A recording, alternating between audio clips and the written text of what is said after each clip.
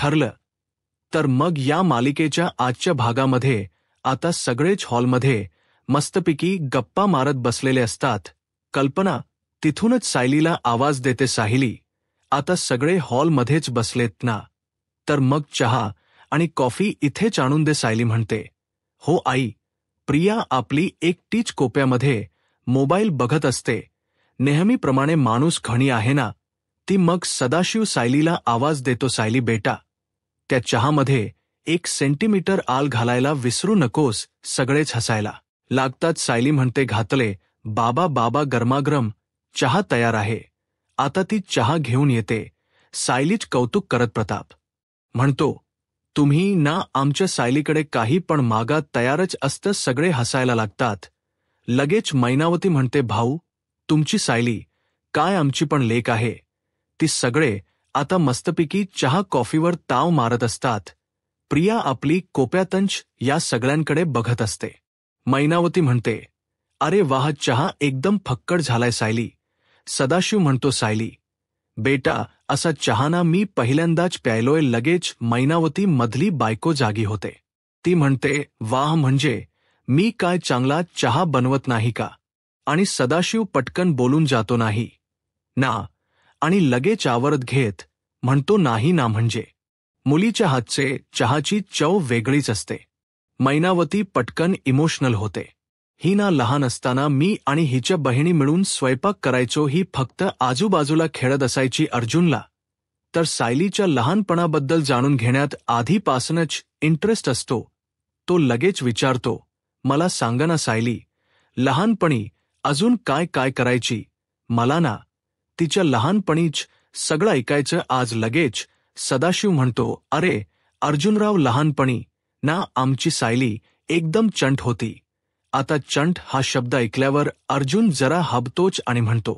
सदाशिव म्हणतो, हा मग कोणाचंच ऐकायची नाही ती. अर्जुन आता लगेचच म्हणतो, म्हणजे लहानपणापासून सायली 2. ओ हा शेवटी आई ती आईच. लगेच मैनावती म्हणते, नाही पण गोड गोड बोलायची. हा पण 5 वर्षाची असताना ती गेली. मैनावतीने गेली शब्द वापरल्यावरती आता सगळेच तिच्याकडे बघायला लागतात. मैनावती पटकन जागृत होते. लगेच म्हणते, अरे गेली म्हणजे हरवली. मग मात्र आम्ही फक्त तिच्या आठवणीच काढत राहिलो. प्रताप आणि कल्पना दोघेही एकमेकांकडे पाहायला लागतात. आता प्रताप विचारतो, म्हणजे सायली सुद्धा 5 वर्षाची असताना हरवली होती. सदाशिव विचारतो, सायली सुद्धा म्हणजे. मग कल्पना समजावून सांगत म्हणते, अहो, माझा धाकटा मुलगा आहे ना अश्विन, त्याची बायको तन्वी, ती तिथे बसली. ती आता जसा सदाशिव तिच्याकडे बघतो, तन्वी लगेच शायनिंग मारायला सुरुवात करते.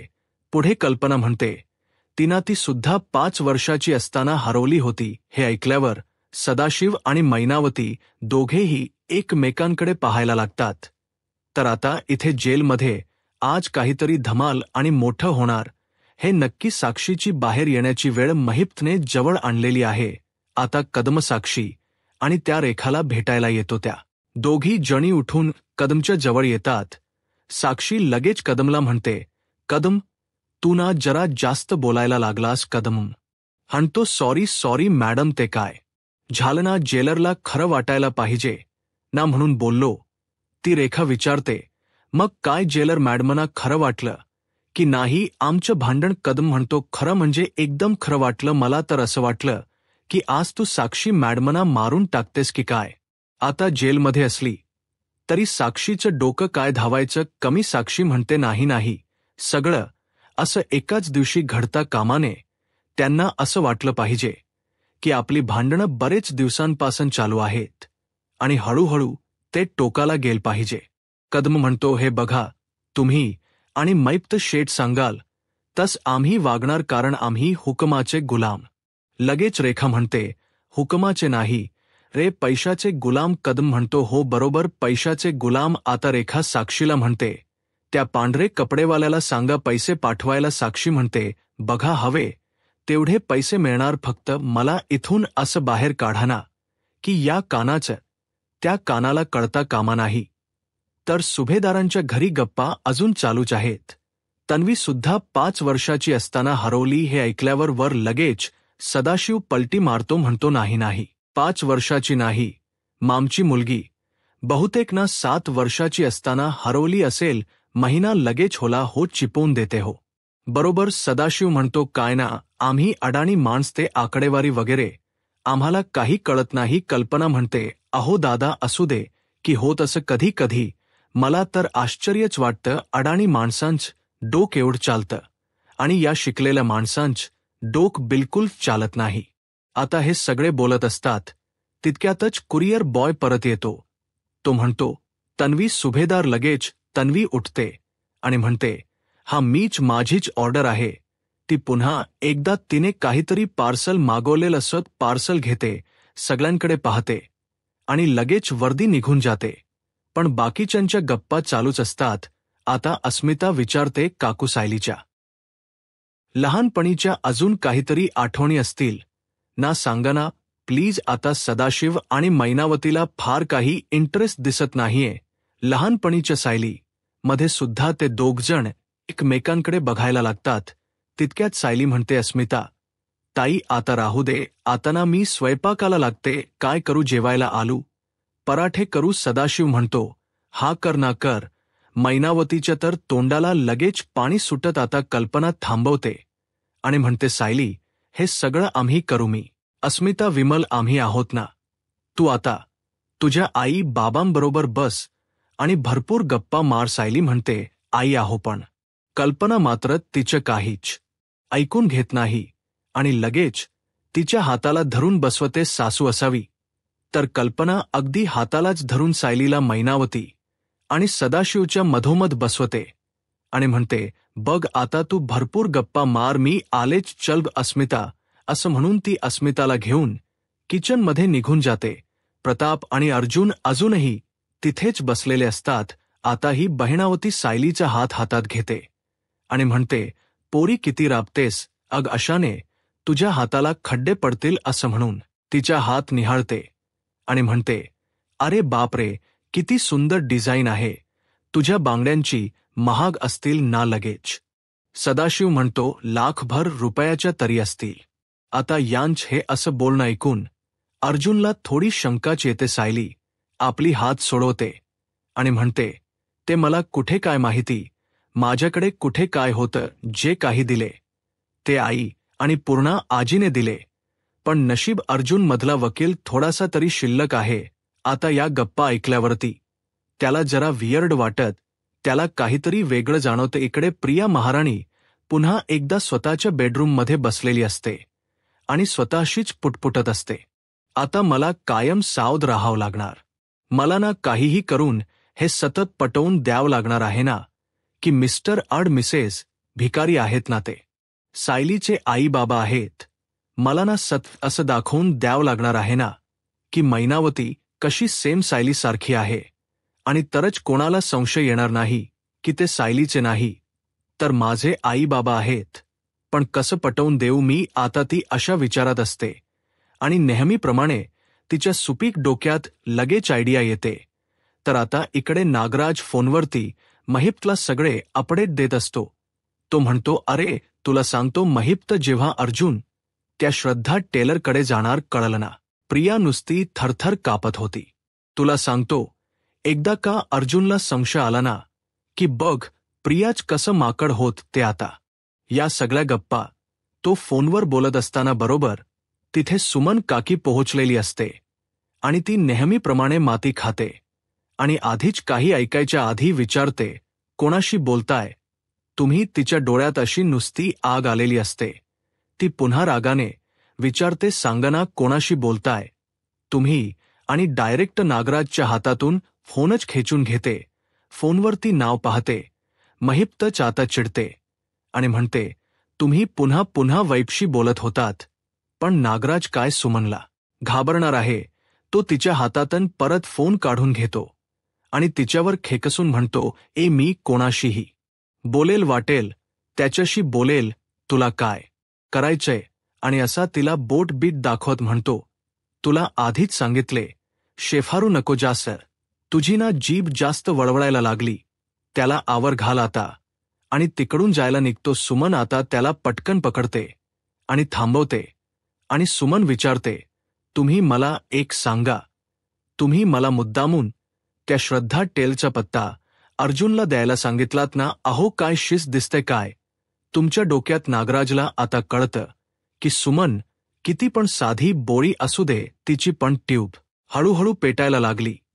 तो लगेच वैतागत म्हणतो, माझ्या डोक्यात काही शिजत नाहीये, कळलं ना? माझ्या भानगडीत पडू नको सुमन, मी तुला आधीच सांगितले. सुमन तोच शब्द उचलते आणि म्हणते, अच्छा म्हणजे काहीतरी भानगड आहे हे तुम्ही मान्य करताय? अहो जरा तरी लाज बाळगा.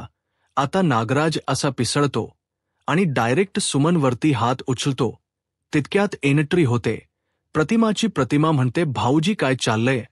तुम्ही सुमनवर हात उचललात. नागराज लगेच घाबरून हात खाली घेतो. नागराज आता आवरावर करत म्हणतो, ते ती मला. प्रतिमा ओरडते आणि म्हणते, नाही, मी कारण विचारलेलंच नाहीये. कितीही आणि कसाही राग आला तरी बायकोवर हात उचलायचा नाही म्हणजे नाही. तुमच्या दादांकडून काही शिकलं नाहीत का हो तुम्ही?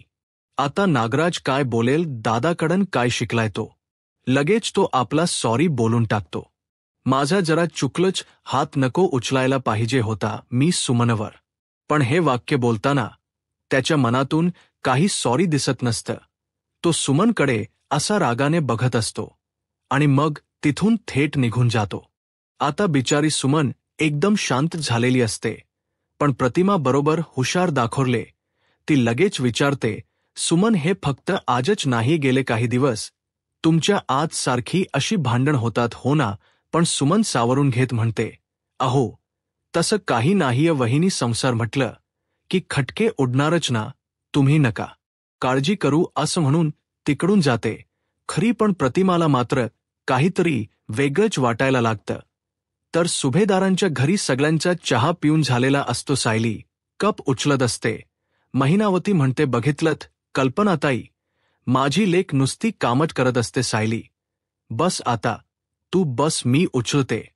आणि असं म्हणून सायलीच्या हातातला कपशीचा ट्रे घेत असते. सायली म्हणते, अग्रू राहू दे. पण मैनावती काही ऐकत नाही. खेचून खेचून तिच्या हातातन तो ट्रे घेते आणि म्हणते, तू बस, मी ठेवते. आणि तुरु तुरु तुरु चालत तो ट्रे ठेवायला जाते आणि बरोबर तिच्या हातातन तो ट्रे सांडतो आणि सगळ्या कप बशी फुटतात. कप फुटले म्हटल्यावरती सगळेच उठून येतात. लगेच ही महिनावती विचित्रच काहीतरी रडायला लागते. अरे कर्मा माझी, माझ्या आता सदाशिव ओरडतो, अग तुला सायली सांगत होती ना मी नेते, तुला वेंद्रेपणा करायची गरज काय होती? मैनावती म्हणते, अहो पण मी माझ्या कल्पना थांबवते आणि म्हणते, अहो राहू दे, असं काही एवढं काही झालेलं नाहीये. महिनावती म्हणते, नाही, कसं एवढं? मागातल्या कपबशा माझ्यामुळे फुटल्या. तुमच्या सारिया, थांबा थांबा, मी आवरते.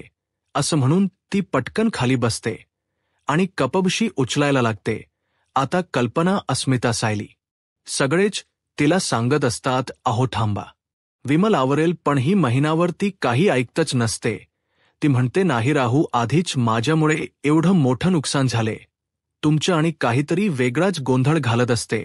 अगदी प्रियाची आई शोभते. प्रियाचे आणि हिचे 36 गुण मिळतातली तिला सारखी समजवत असते.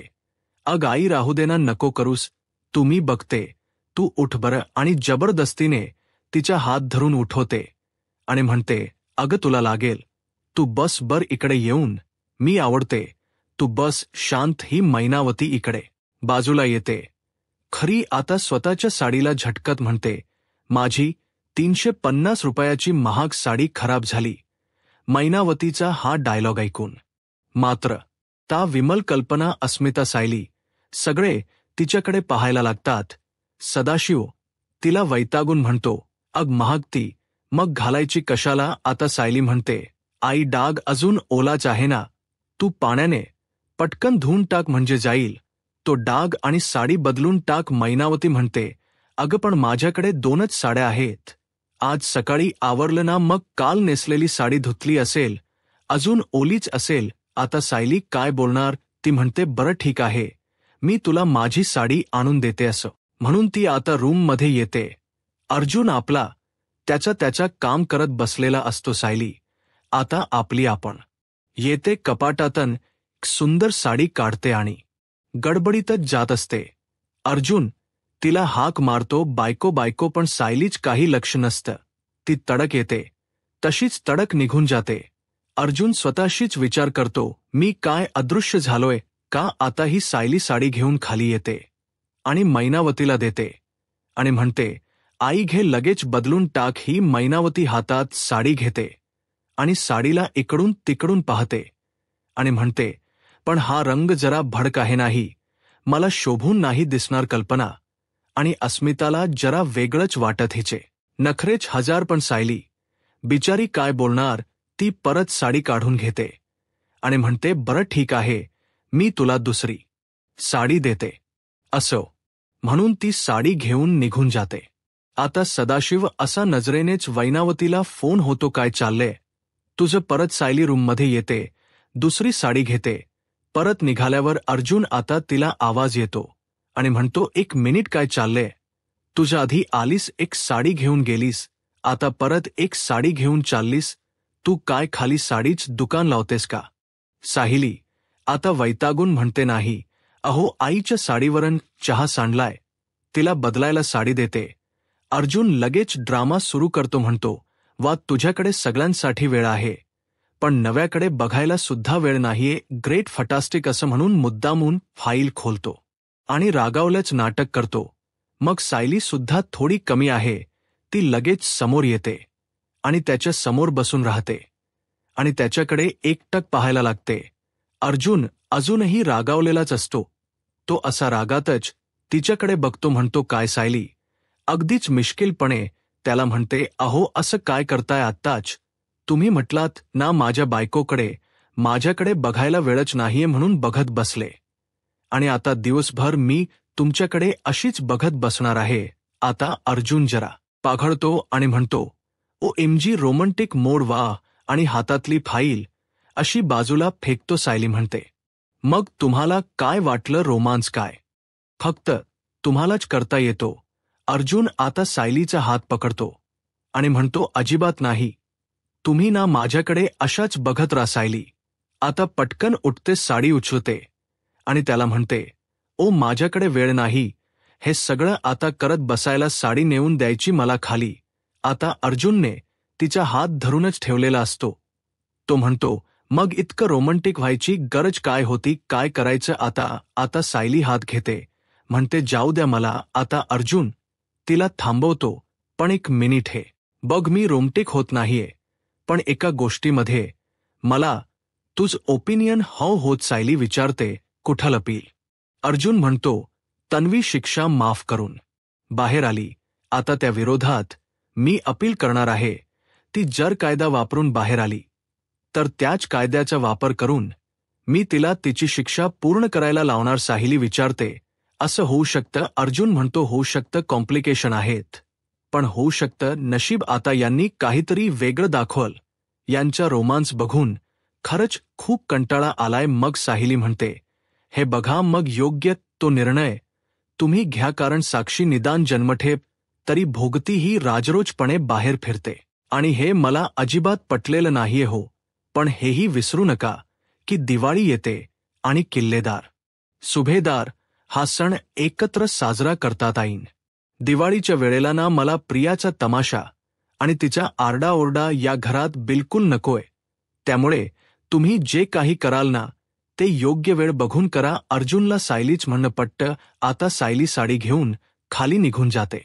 इकडे जेलमध्ये प्लान अगदी टॉपला येऊन पोहोचलाय, म्हणजे आज काही करून प्लान कंप्लीट करायचा असं दिसते, कारण सगळी तयारी एकदम जोरात सुरू आहे. साक्षी त्या हवालदारला विचारते, ते जाऊ दे, पण कधी येतात?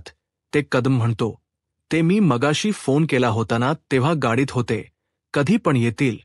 ते तितक्यात महिप्त तिथे येतो. आता साक्षी म्हणते, तुम्हाला सांगितलं होत ना इमर्जन्सी आहे, काय इतका वेळ लावला? महिप्त म्हणतो, कसली इमर्जन्सी? परत तुमच्यात भांडण झाली की काय? पण पुढचे काही दिवस तुम्हालाही ही भांडण चालूच ठेवायचेत. साक्षी म्हणते, अहो आमच्यात भांडण होतातच, पण त्या जेलरनी सांगितले की मला आणि रेखाला आता वेगवेगळ्या सेलमध्ये ठेवणार म्हणून महिप्तना काही म्हणा गुंड असला ना तरी त्याचे डायलॉग टायमिंग इतकी भारी आहे ना, तो लगेच म्हणतो, ही रेखा कोण? आता ती रेखा वैतागते आणि म्हणते, मी रेखा. अहोला पैसे देता, तीच नाव तरी माहीत असू द्या. महिप्त म्हणतो, ठीक आहे ठीक आहे. साक्षी आता घाबरलेली असते कारण सेल वेगळा होणार. ती म्हणते, अण्णा आम्ही दोघी जर वेगळ्या सेलमध्ये गेलो ना तर आपण जो प्लान केला तो वर्कआउट कसा होणार? महिप्त असा 2-3 मिनिट विचार करतो आणि म्हणतो, खरं तर अवघड आहे, पण महिप्तसाठी अवघड नाही, काहीतरी मार्ग निघणार. आता महिप्त त्याच डोक चालवतो आणि म्हणतो, कदम रेखा, तू आणि साक्षी काहीही झालं तरी आज जेलमध्ये साक्षी शिखरे मरणार, 113% मरणार. साक्षी आता घाबरते आणि म्हणते, आज रात्री अहो पण अण्णा माझ्या जागी जी बाई मरणार आहे ती अजून सापडली कुठे? महिप्त आता काहीच बोलत नाही, जरा हसतो तो आणि नजरेनेच बाजूच्या सेलकडे लक्ष देतो. आता सगळे जण बाजूच्या सेलकडे पाहायला लागतात. लगेच कदम सांगतो, तिचं नाव मीना 2 खून करून जेलमध्ये आली. महिप्त म्हणतो, तीच बॅड लक ना लय जोरात आहे म्हणून अंगान उंचीन रंगानं सगळ्यांनी सेम टू सेम तुझ्यासारखी आहे. आणि पुन्हा एकदा पेटंट डायलॉग मारतो, 113%. तर आता प्रिया त्या सदाशिव आणि मैनावतीच्या रूममध्ये येते आणि रूमची अवस्था तर बापरे अशी खराब करून ठेवलेली असते. प्रिया इकडे तिकडे पाहते आणि म्हणते, मिस्टर अड मिसेस भिकारीने रूमची अवस्था किती गाण करून ठेवली आहे. ही अशी रूम जर कोणी बघितली ना तर कोणालाही संशय येईल की हे खरं सायलीचे आई बाबा आहेत की नाहीयेत. सायलीची आई कशी टापटिपवी, पण हे काय सगळं आता फक्त मैनावती आणि सदाशिव हे सायलीचे आई बाबा आहेत हे सिद्ध करण्यासाठी का होई ना प्रियाच्या हाताने थोडंसं तरी काम केले.